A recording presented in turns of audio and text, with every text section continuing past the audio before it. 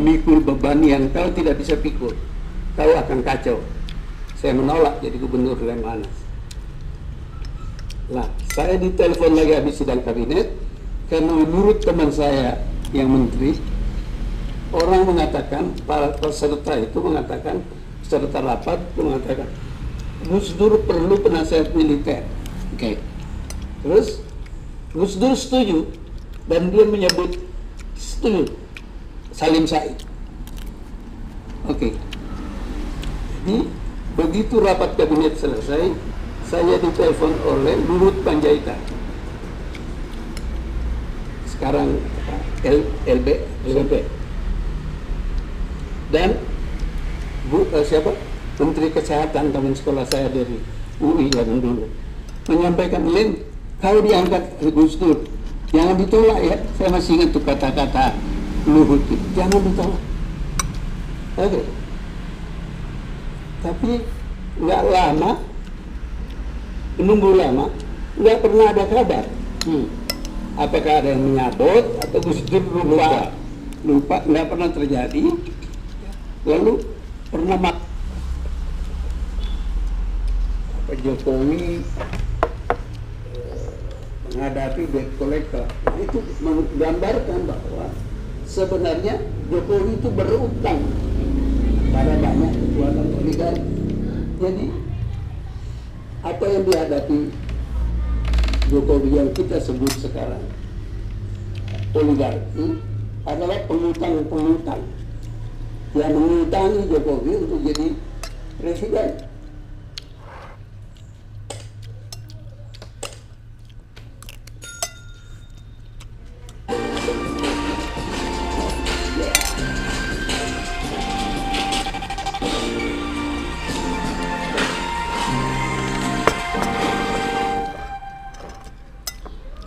Salah satu narasumber yang paling banyak diminta oleh penonton AFU itu adalah Profesor Salim Said, dan saya harus menunggu jadwal beliau berbulan-bulan untuk menghadirkannya di sini. Beliau sedang menyiapkan banyak hal. Saya dengar tadi ada rencana berbicara di salah satu forum di Amerika, dan hari ini berhasil. Dan topiknya pun saya yakin ini akan berjumpalitan, sebab saya akan bertanya banyak hal. Semoga saja memori Prof. Salim itu bisa mengingatnya dengan detail. Prof, terima kasih Prof sudah datang di tempat kita ini. Terima kasih, ini suatu kehormatan buat saya. Jadi meskipun kesehatan saya tidak terlalu sempurna, saya perlukan pagi-pagi ini datang ke studio Anda. Terima kasih. Ya, makasih Prof. Karena pemirsa seperti yang Anda tahu, beliau latar belakangnya itu banyak. Pernah menjadi Ketua Dewan Kesenian Jakarta ketika pertama saya di Jakarta, di Cikini sana. Tapi beliau dikenal sebagai wartawan senior yang bahkan telah meliput pada masa Bung Karno. Dan kemudian pernah menjadi duta besar di Cekoslovakia. Masih Ceko atau Cekoslovakia? Ceko. Oh, sudah Ceko ya? Sudah pecah dua, menjadi Ceko dan Slovakia. Kota yang indah di Praha itu. Tapi hari ini kami mengundangnya ke sini untuk kita ajak berdiskusi, Prof, tentang bagaimana sih negara ini dikelola. Akbar Faisal Anzazar ini adalah medium informasi dan pembelajaran, sekaligus medium berbicara kepada semua orang sebagai bagian dari negara institut lembaga yang saya dirikan di sini. Prof, seperti yang saya sampaikan tadi, kita ingin tahu bagaimana negara itu, Indonesia saya katakan, itu lahir, bertumbuh, maju ke depan dan menyelesaikan problem-problemnya. Saya ingin memberikan pengantar yang sedikit agak panjang bahwa di masa Bung Karno, bangsa ini bergerak dengan seluruh problemnya. Bangsa yang baru, negara yang baru maksud saya. Bagaimana kemudian problem-problem politik itu terkristalisasi tidak pada personal tapi melalui partai-partai. Bertarung maka terjadilah PKI segala macam. Apakah kita gagal menyelesaikan problem pada masa Bung Karno? Masa Pak Harto, problem juga. Pak Harto mungkin berhasil mengkonsolidasikan partai-partai politik, bahkan memaksa partai politik untuk berfusi menjadi hanya 3 partai. Tetapi problem ekonomi muncul yang kemudian ternyata berdampak sampai hari ini. Apa itu? Tentakel politik berbasiskan bisnis, kepentingan bisnis kelompok-kelompok di sekitar Pak Harto. Ternyata gagal konsolidasinya karena dia jatuh tahun 98. Masuk masa Pak Habibie. Pak Habibie tidak punya cukup waktu dan kekuatan politik untuk menyelesaikan problemnya, karena dia adalah bagian dari problem Orde Baru bernama Pak Harto. Maka kemudian pertanggungjawabannya ditolak dan kemudian tidak lanjut. Saya tidak ingin menggunakan kata jatuh, tapi tidak berlanjut pemerintahannya. Kemudian masuk pada Gus Dur. Gus Dur dengan seluruh kontroversi dan catatan-catatan besar tentang pluralisme yang dia usung, tapi ternyata akhirnya jatuh juga. Ibu Megawati melanjutkan pemerintahan Pak Gus Dur, tapi tidak lanjut pada periode berikutnya. Ada beberapa analisis yang mengatakan karena dia tidak mampu mengkonsolidasikan kekuatan-kekuatan politik yang kemudian tidak bisa menjadi keuntungan politik bagi dia dan kemudian tidak lanjut. Kita bisa berdebat soal itu. Masuk pada era SBY. Era SBY 10 tahun. Apakah konsolidasi demokrasi berhasil pada masa SBY? Saya ragu. Atau apakah dia gagal? Saya juga ragu. Problemnya adalah Pak SBY terlalu ingin menyenangkan banyak pihak, maka kemudian tidak ada yang terselesaikan. Dalam hal ekonomi kita mengenal namanya bubble ekonomi, yang dianggap sebagai sesuatu yang normal, padahal tidak normal.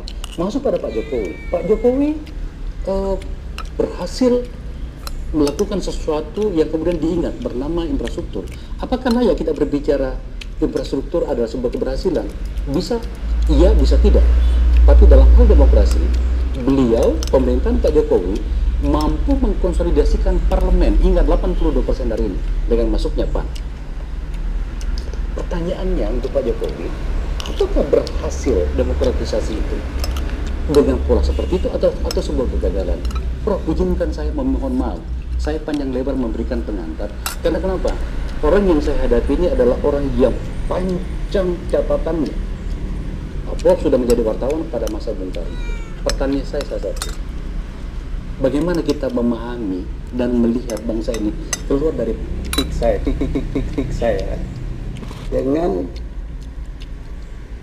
menelusuri perjalanan sejarah bangsa ini.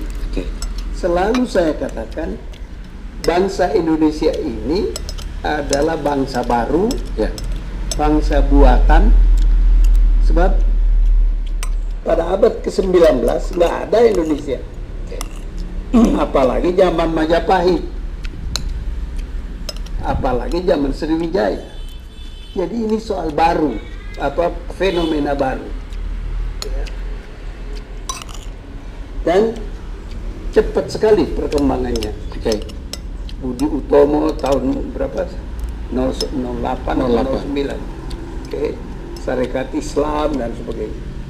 Nah, lalu kemudian ada Sumpah Pemuda yang penting karena semua perkumpulan-perkumpulan sektarian yang ada waktu itu, Yong Java, Yong Sumatera, apa begitu, Yong Islamitenbon dan sebagainya, itu setelah Sumpah Pemuda itu bertransformasi menjadi Indonesia Muda. Jadi Indonesia sudah muncul, sudah established. Saya tidak mau terlalu detail mengatakan siapa yang pertama menggunakan nama Indonesia itu. Tapi satu hal yang penting di situ, tidak secara otomatis setelah Indonesia Muda dan berkembang partai-partai itu, konsep Indonesia itu sudah established.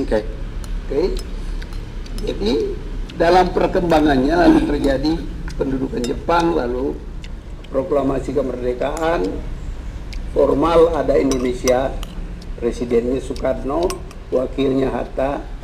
Itu masalah yang ditimbulkan oleh kenyataan politik bahwa baru sekali setelah Sumpah Pemuda itu, setelah Indonesia Muda itu, baru dan kemudian barang baru itu dikonsolidasi oleh Jepang menjadi negara, kemudian menjadi negara Indonesia merdeka. Oke. Nah, dalam perjalanannya pengalaman masa lalu bahwa orang-orang di Indonesia ini itu memerlukan waktu lama untuk konsolidasi baik secara sosiologis maupun politis. Oke. Nah, ini kita lihat ketegangan itu muncul kembali di tahun 50-an. Parlementer, kabinet jatuh bangun dan sebagainya. Dan macam-macam. PKI mau nyalain, orang Islam mau nyalain, orang sekuler mau nyalain. Nah, yang menarik di sini itu masuk Soekarno. Soekarno ini jasanya besar untuk proklamasi. Tapi Soekarno ini sangat kecewa melihat hasil proklamasi. Nanti Anda lihat, Jenderal Nasution juga terlibat di situ. Maka jangan heran bahwa yang mendesak Soekarno kembali ke demokrasi, melahirkan demokrasi terpimpin, itu deklarasinya itu terjadi atas dukungan Nasution. Nasution itu adalah orang pemimpin dari tentara yang juga tidak puas. Jadi ada dua kekuatan politik besar. Nasution mewakili tentara, khususnya Angkatan Darat, dan Soekarno itu adalah dirinya sendiri. Kerjasama mereka, demokrasi terpimpin. Apa yang terjadi kemudian? Demokrasi terpimpin itu ada dinamika di situ menyangkut diri Soekarno. Soekarno menjadi sangat penting karena dia presiden eksekutif. Ketika zaman demokrasi liberal, pemerintahan parlementer yang jatuh bangun itu, Soekarno cuma lambang. Tapi toh dia berpengaruh karena historically dia orang penting. Nah, setelah kembali ke Undang-Undang Dasar 45, demokrasi terpimpin, Soekarno mau melaksanakan konsepnya. Salah satu konsepnya yang tragis adalah Nasakom. Ini kemudian yang bermuara pada Gestapo. Gestapo itu, peristiwa Gestapo itu adalah awal kejatuhan Soekarno. Jadi Soekarno jatuh, demokrasi terpimpin berakhir,